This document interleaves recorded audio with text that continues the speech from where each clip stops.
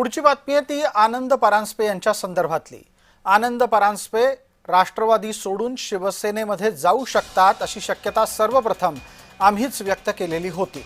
जय महाराष्ट्र वृत्तवाहिनीने दिलेल्या या बातमीचा पुढचा टप्पा असा आहे की परांजपे शिवसेनेच्या वाटेवर आहेत, कारण त्यांना शिवसेनेकडून राज्यमंत्री दर्जाची ऑफर देण्यात आलेली आहे।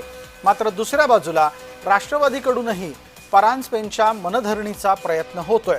असं असलं तरी ठाण्यातले काही नेते मात्र सुंठे वाचून खोकला गेला या भूमिकेत दिसतायत। नजीब मुल्ला काय म्हणतायत ऐका। इतर पक्षातले नेते मंडळी त्यांच्या मागे लागले होते, पण माझी विधानसभाची निवडणूक होती, महापालिकाची निवडणूक होती, पण नक्की राजीनामा का दिला? कारण आज सकाळी बोलताना तर ते एकदम मला व्यवस्थित वाटले। संध्याकाळी पक्ष कार्यालयात आपण भेटूया, बाकीचे निर्णय घेऊया असं पण माझं बोलणं झालं होतं, पण आज ते त्यांचे सुसहायक आणि सर्वांचे फोन बंद आहे। मी पक्ष पातळीवर पण त्यांना कोणाला आयडिया नाहीये, तर नक्की या बाबतीत त्यांच्याशी संवाद झाल्यावरच मी पूर्ण माझी प्रतिक्रिया देईल की नक्की काय घडलंय। दरम्यान आनंद परांजपेंसारखा माणूस ठाण्यातून आपल्यापासून वेगळा होऊ नये याच्यासाठी राष्ट्रवादी काँग्रेस प्रयत्न करणार आहे। राष्ट्रवादीचे प्रवक्ता सूरज चव्हाण यांनी तसे संकेत दिले आहेत।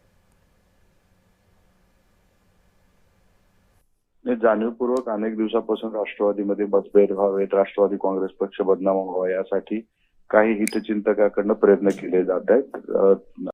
कदाचित त्यांचा हा भूमिगत कारस्थानाचा भाग असू शकतो, परंतु सुनेत्रा वहिनी पवार यांच्या नेतृत्वामध्ये आमच्या पक्ष संघटनेत काम चालू आहे आणि पुढच्या काळात चालू राहील। परंतु अशा काही घटना आल्या तर ते डॅमेज कंट्रोल केलं जाईल।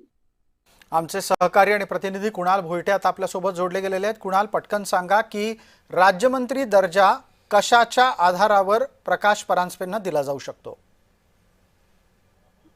सर, आनंद परांजपेंचा शिवसेनेतील प्रवेश हा निश्चित होण्याच्या मार्गावरती आहे, कारण आज किंवा उद्यापर्यंत हा प्रवेश जो आहे तो होऊ शकतो। कारण आनंद परांजपेंना अनेक वेळा डावललं होतं, विधान परिषद असेल किंवा राज्यसभा असेल या माध्यमातून राष्ट्रवादीकडून शब्द देऊन देखील त्यांना डावललं गेलं होतं। नजीब मुल्ला यांनी देखील याबाबत सांगितलं होतं की 12 वर्ष त्यांचं पुनर्वसन झालेलं नव्हतं, कारण 2014 पर्यंत ते खासदार होते, मात्र 14 पासून आतापर्यंत त्यांचं राजकीय पुनर्वसन झालं नव्हतं। ते राष्ट्रवादीत जरी सक्रिय असले तरी सुद्धा विधान परिषद असेल किंवा राज्यसभा असेल या सगळ्याच्या माध्यमातून त्यांना डावललं गेलं होतं। मात्र आता महामंडळाच्या माध्यमातून म्हणजे महामंडळ कुणाल, काही तांत्रिक कारणामुळे तुमचा व्हिडिओ नीट येत नाही, आपण परत बोलूया या विषयावर।